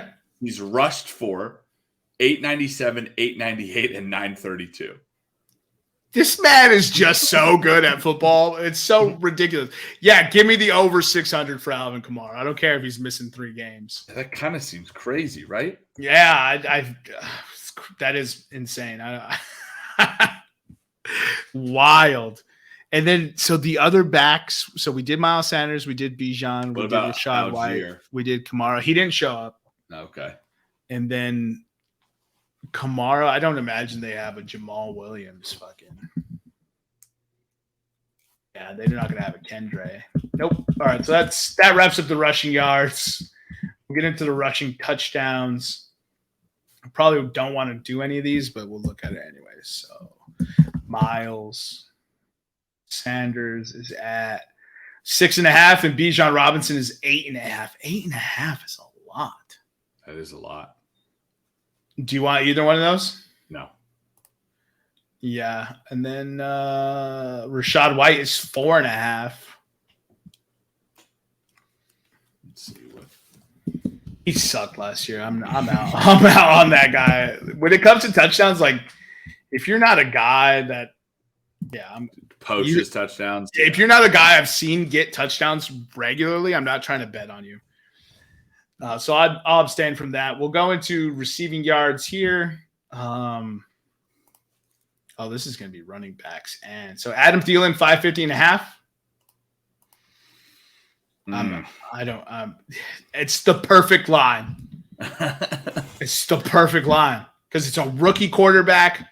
It's old man Thielen. Old man Thielen. But what about I got a Thielen? What about it? I haven't had a Thielen for 2.5 years. I got a Thorn is what I got. Neither is Adam Thielen. Let's see. He played 17 games last year. What's his line at? 550.5. So in seasons that he's played at least 13 games, he has never had less than 716 yards. Yeah, but that has always been with quarterbacks who could play. Case Keenum, Kirk Cousins. This is a rookie quarterback. Yeah. And he's 37. Does he play 17 games this year? He's 37. He's 33, dude. No, Adam Thielen has been playing football since 2001. He has been playing football since 2014. He's 33 years old. I know he looks like he's 49 years old. We've been talking about Adam Thielen since like 2001, dog. We were drafting him in Mike Allstott drafts. Get out of here. It was him and Chris Collinsworth on the Vikings. Chris Godwin, 800.5 is the line. Oh man, I don't know. I'm not saying I think the Bucs wide receivers are going to do good this year. I'm not betting on it, and I'm going to look away. I'm going to check the box score afterwards because I don't want to watch Baker Mayfield. Yeah, I don't. What I mean, like, is this the best receiving core Baker Mayfield has ever had? Oh, without a shadow of a doubt, bro. Without a shadow of doubt. That OBJ Jarvis Landry one was supposed to be good, but those guys killed that locker room, so you don't really know what happened. Chris Olave, 1050.5. Give me the over. Yeah, I mean, I think we're both high on Chris Olave. I will also take the over 1050.5. Smart man. I almost gave you the DJ Moore line. Drake London, 825. Yeah, RIP. What is it? 850 and a half? No, I think it was 825 and a half. Yeah, Well, I am slamming that. The over, right? The over. I am also slamming the under on Drake London touchdowns. Oh, yeah. I'll take the over on his yards, and I'll probably ride with you on the under because Atlanta does not throw touchdowns to wide receivers. Desmond Ridder played the last 4 games of the year, right? Mm-hmm. If you take Drake London's production in those last 4 games, he averaged 1,415 yards over 17 games. He averaged 4,000. Wait, say that again? 1,415 yards. He averaged. Who is this? Drake London. Oh, yeah. Desmond Ridder played the last 4 games of the season. Those were the 4 games he started. In those 4 games, if you extrapolate Drake London's production out to 17 games, he had 1,415 yards. Oh, so he's a top 9 wide receiver in the NFL. Okay, yeah. Thank you for that stat. I will still stick with my over. And to that stat, he would have averaged 0 touchdowns.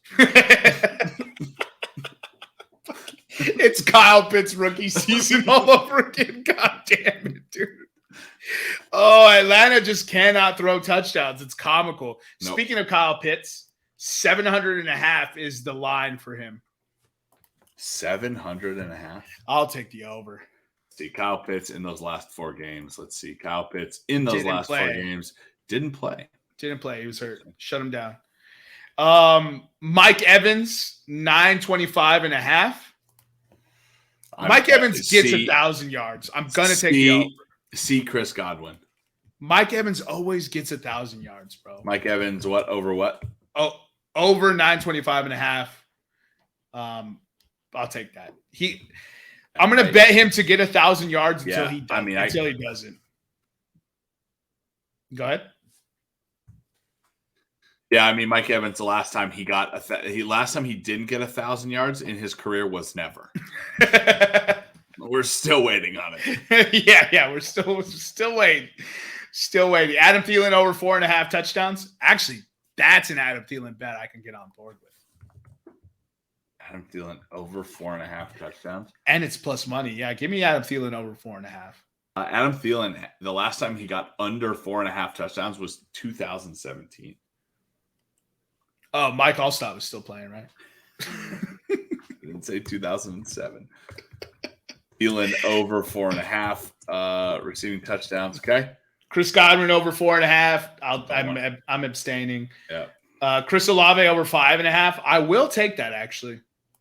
Over 5.5. Over 5.5. Derek Carr's an underrated deep ball thrower. Chris Olave was open on so many deep routes last year. Expect them to connect on a few more this season. Okay. Give me the Drake London. Yeah, I'm looking for that one right now. DJ Moore keeps pausing me every time. 4.5, brother. Oh yeah, dude. Under.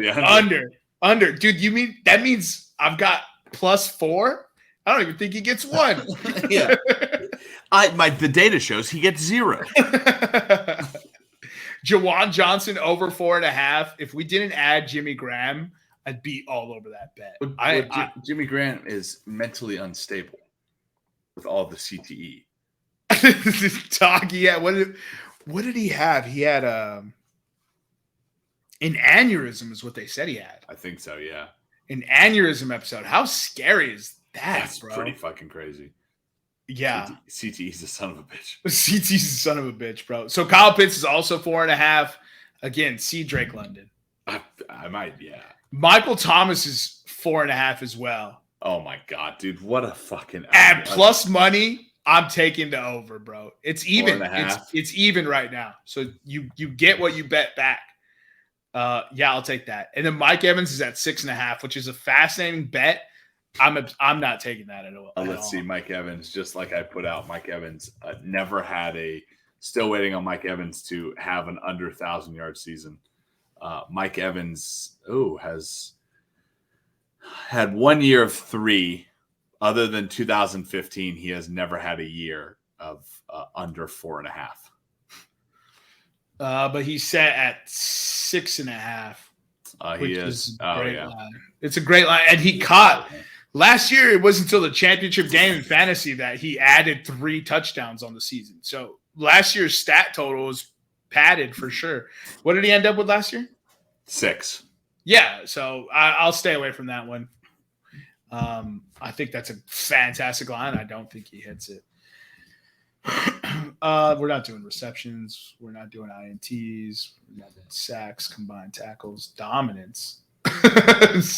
Dominance. What is dominance like? Hold on, I can read this to you. That's crazy. So let's see. Total regular season rush TDs versus Cincinnati Bengals for Nick Chubb. Oh, jeez. And they have total regular season rush yards versus Cincinnati Bengals for Nick Chubb. So you can let's just take a look at Nick Chubb last year against the Bengals. Against the Bengals last year, Nick Chubb rushed for 101 yards and 2 touchdowns and 34 yards and no touchdowns. So, yeah, we're gonna. So which Nick Chubb are we getting? I think the second one was when Deshaun Watson came back and Yeah. they just couldn't move the football because Deshaun Watson had not seen NFL defenses for over 2 years. Because he didn't have that massage to loosen him up. he was out there single-handedly supporting the massage business in fucking Houston. That's right. That wraps up our props for the AFC South. Not as prop heavy as many other divisions. A lot of unproven talent in this one. A lot of young, exciting talent. See Drake London, Bijan, Chris Olave. Pretty fascinated to see everything that kind of come out of this division. And so, you got anything else for the 10 to 10, Nick? Yeah, we're gonna do week 1 betting. Oh shoot! This is a long fucking episode. Here, we'll move through it quick. All right. So you can look up the week 1 schedule. Right, football's back. We got one more sleep until football. We open the year tomorrow. Thursday night football. The Detroit Lions travel to KC. Lot of Monday night games we have, or sorry, not Monday night. Sunday 1 p.m. games. 8 of them. We have 5 Sunday 4:25 games. Obviously, everybody's playing. Sunday night football is Dallas traveling into the Meadowlands to play the Giants, and Monday night football is the much anticipated matchup of Buffalo and New York. I'm not going to go very deeply into our model picks yet because, as you guys know, I don't start betting our NFL model until week 4 when I can actually have relevant information on how the teams play. What I will give you guys for week 1 is week 1 nuggets, Jermaine. So are you ready? Always. Okay. So what we looked up right now, the first thing I looked up is for season openers, how have rookie coaches since 2019 done in home openers? Okay. There are 3 rookie coaches this year: Arizona with Jonathan Gannon, Houston with D'Amico Ryans, and Indianapolis with Shane Steichen. Yeah. Very German. Since 2019, rookie head coaches are 9-11-1 straight up, but 11-10 against the spread. Okay, not a lot of action there. Yeah, sounds like 500. However, all right, Jermaine. Last week, and really since we've been doing this, we have 2 of our favorite props. Right, Houston plus 9.5. We like Houston plus 9.5 was one of our favorite props. We like to fade East Coast teams traveling west in primetime. Sadly, none of that happened. However, there are 2 games this week where a West Coast team travels to the East Coast early. Last year, 2022, 2023, this metric, what would you call it? Metric, this statistic? Nugget. Yeah, statistic. This nugget was 3-2 straight up. It made us 3.4 units and 4-1 against the spread. These teams are Arizona travels to Washington to play the Commanders, Washington, D.C., and San Francisco travels to Pittsburgh. Pittsburgh is a 2.5-point dog right now. At home for a 10 a.m. game. At home. Spicy. San Francisco starting off. Spicy. San Francisco starting off. Washington is a touchdown favorite with Arizona. Still, I think a little bit of the line to take it. It did open at 5.5, though. Absolutely not. Joshua Dobbs has been with the team for 2 weeks. I'm not betting on a quarterback that wasn't there for training camp, right. Let alone who the fuck is their wide receiver core? Scary Terry McLaurin. No, I was talking about the Cardinals. Oh, the Cardinals. No. We're not taking the Cardinals, right? Oh, we fade West Coast. Fade. Okay. What I'm saying is the line opened Commanders -5.5. It is now Commanders -7. Try to get it before it goes above a Commanders touchdown. That's what I'm saying. I was able to get it at Commanders -7. You should look to get it. That Pittsburgh +2.5 right now. And the Pittsburgh money line, I believe Pittsburgh money line is +115 right now. We have 8 division games in week 1, which I feel like is a shocking amount of division games. I don't remember seeing this many division games week 1, but I think they usually start heavy with division in the early weeks and finish now the season with him. But eight is a lot, though. So I'm going to highlight the division games that I think have a lot of trends in them. So obviously Carolina plays Atlanta. They tend to go back and forth. Carolina has not scored less than 19 points the last 5. The Falcons either score 30 plus or less than 20. Right. So there's not really a betting edge.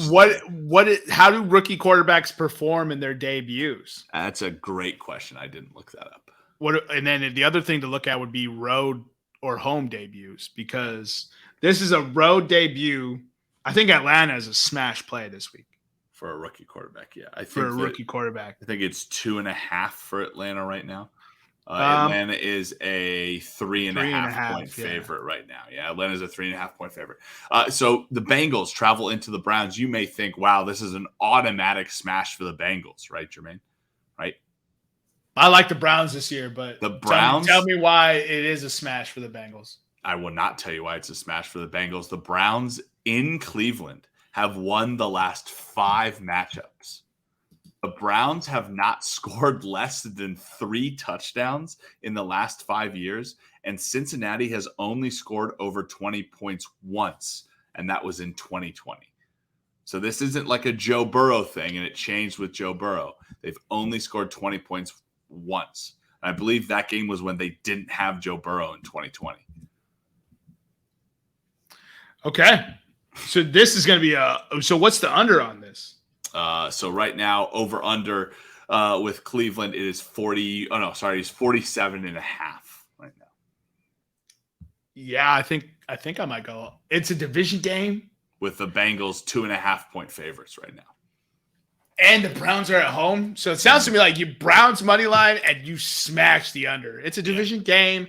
The over is 47.5. They'll probably end up 44, right? 44, 45. Right. And you would think the Bengals are probably going to run the ball because we're still hearing talk that Joe Burrow we're still hearing talk that Joe Burrow is not even in pads yet. Really? So he's still using tampons? Yeah. Still using tampons. I thought that was a good joke. Fuck you. Next division game, Jaguars Colts. Yep, next division game, Jaguars Colts. You'll say here, wow, Nick, it's probably an automatic smash for the Jaguars, isn't it? No, it's not. The Indianapolis Colts have won the last 5 games in this matchup. The Colts have scored over 23 points the last 5 games. Right now, the Colts, the line is at Jaguars -5 right now. So I would take a look at the Colts money line. And also, that kind of goes to our rookie head coaches being 9-11 straight up. I like a coin flip. I like taking, that basically means that each of these games is a coin flip. I know the Cardinals aren't going to win. So that eliminates one, and I'll take a team in Indianapolis that has history on their side.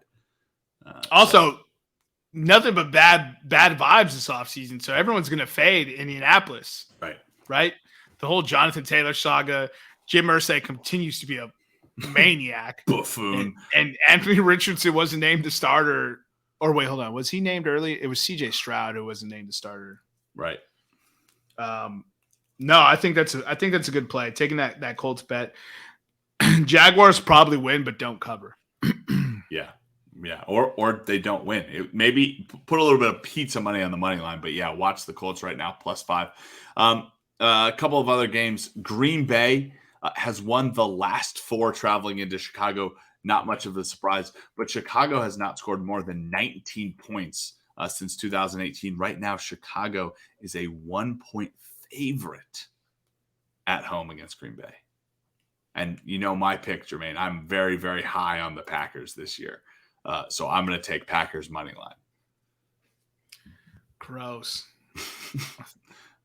The Raiders traveling into Denver. The Raiders have won the last 3, including a 6-point win last year in overtime in Denver. Since 2017, there has only been one game in Denver, and that was the 2021 game, that has been separated by more than a score. So this one is always played pretty tight. I say that, but then you can't get a lot of juice. Denver is a 4-point favorite right now. So if that line does go in some weird way, if that line does jump, take a look at it. But right now there's really no play there other than I would say a Raiders money line for a Broncos team that I think has had the opposite hype this year for Sean Payton. Although it is pretty funny. Did you see the Russell Wilson quote? What quote? The Sean Payton Russell Wilson quote where he told Russell Wilson to stop kissing babies because he wasn't running for public office. I thought that was fake. Oh, was it?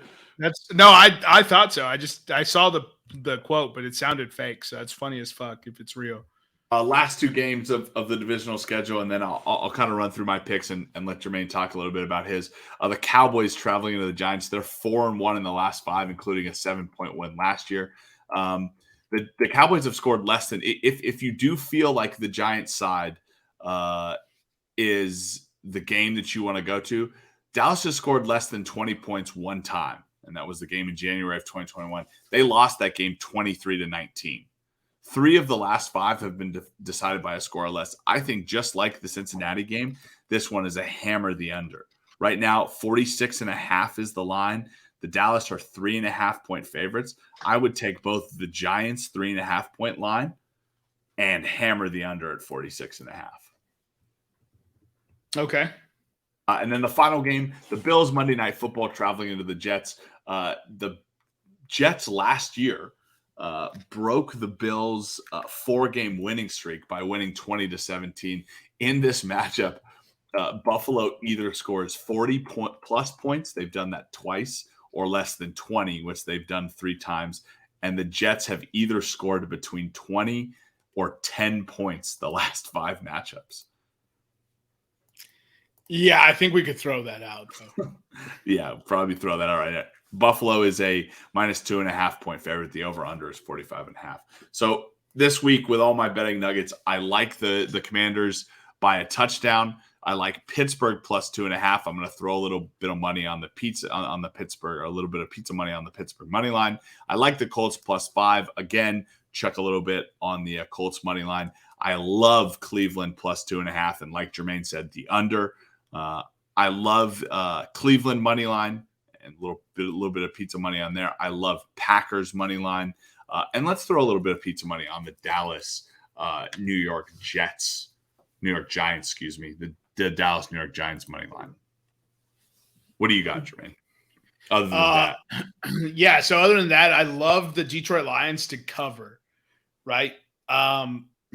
This line opened originally, I think it was 7.5 when it first opened, if I'm not mistaken. Do you have the original line opening? I do. I thought it was bigger than 4.5, which is what I'm currently looking at. But but the internet's not loading, so that would, yeah. It opened at this game opened at 7. 7. Okay. Chiefs by a touchdown. It is now Chiefs -4.5. Yeah, so it may have been initially bet up to 7.5 and then come back down. But Detroit -4, Detroit +4.5. I think that's fantastic, especially with the Travis Kelce news just coming out. The very next game I'm looking at, I'm going to avoid that Pittsburgh-San Francisco game that you talked about, but Minnesota, I think Minnesota comes out and smashes Tampa Bay. Mm-hmm. Yeah, so right now I don't know why the line has not adjusted to that. Minnesota is still a 6-point favorite in Tampa at home. And I think they could win by 10. And this game opened Minnesota by a touchdown. So it's dropped a point. Why? Grab it. Interesting. I did not know it dropped a point. Yeah, so I like the -6 for Minnesota, so I'll take that. Kind of scares you a little bit, doesn't it? It's a little scary because it's Minnesota and that defense is god awful. So it scares me. Houston Texans is at a 10-point dog right now. Give me that all day. Yeah. Give me that all day. If Baltimore ends up shredding that, then fine.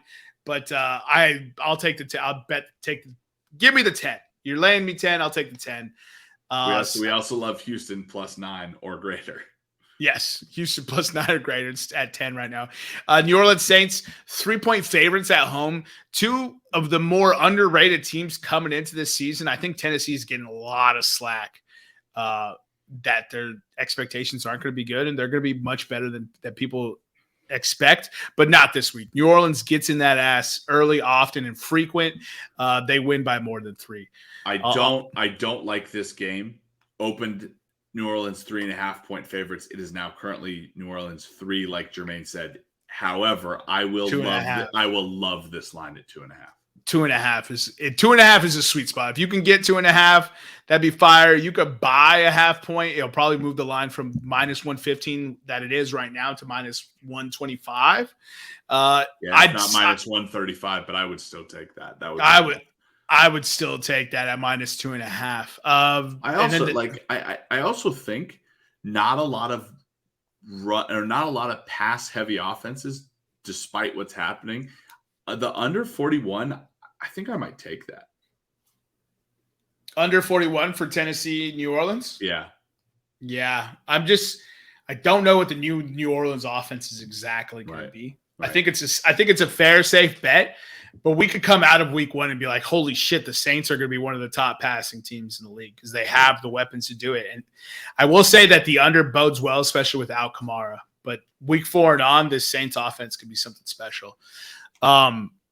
Look, the Dolphins are traveling to the Chargers at 125. I think this is going to be a shootout. So give me the over 51. Giant number, I know, but give me the over 51 in that game. Both teams will move the ball on the ground enough for those quarterbacks to air out and have nothing but big plays. The wide receiver core is going back and forth. It's going to be fascinating to watch. Give me the over in that game. Rams. To your point, Jermaine, it has already gone up a point. It opened at 50. Makes sense. Rams and Seahawks, 46 points. That's about 46 points too many. Give me the under. Green Bay, Chicago. This was going to be ugly. I think it's going to be real ugly. Give me the under 42 on that. That has already dropped from an opening line of 45. Okay. Give me the over 42. I'll take. It's a good play. I'll take that swing for sure. If you're going to give me that swing, I'll take that swing. And then my shit of the week parlay is New York Giants, New York Jets money line. In New York. Both New York teams playing at home. Both New York teams playing big-time teams from last season that have high and big expectations. Both New York football defenses have gotten better. Both offenses have gotten better. This is the second year in both those coaches' systems. Saleh and Dable come out and put a stamp on the week as holy fuck, and then we're just going to overreact about it. And as we just talked about it, as I was just talking about it, the New York Jets money line went down. It did. It literally went down as I was talking about. There you go, ladies and gentlemen. Giants plus 142, New York Jets plus 124. Smash those bad boys together. We're going to get ourselves plus 442 odds. I mean, that's a nice $4,000 hit to open the week. You know what I mean? Well, for me, it'd be a $442,000 hit, but yeah. always play your unit size, ladies and gentlemen. Always gamble responsibly. Those are my bets for the week. I'm excited. Football's back. Give me a random bold prediction for the season. Could be bad, could be good. Bryce Young pulls a Cam Newton, throws for over 400 yards. Panthers still lose. You remember that? You remember Cam Newton's debut? He threw for like 415 yards, and they still lost to the Cardinals. Oh man, God, I would love it. I just my joy is for Bryce Young to show signs of being good, but not win you any football games this year. Right. Holy shit! The Jets just went to 120. It's precipitously dropping. We lost 8 points of money line advantage in this one 2-minute conversation. Holy fuck! Football's back, ladies and gentlemen. This is a 2-hour podcast. What a goddamn marathon, dude! We did it. Hey, ladies and gentlemen, look at us, Joe. Mission accomplished. Follow us on Twitter, Instagram, and YouTube at Podcast Room303. I've been your host, Jermaine Mendez. This is my co-host, Nicholas Morahan. And as always, we have with us just kidding. We'll see you next time when you come on down and step into the room.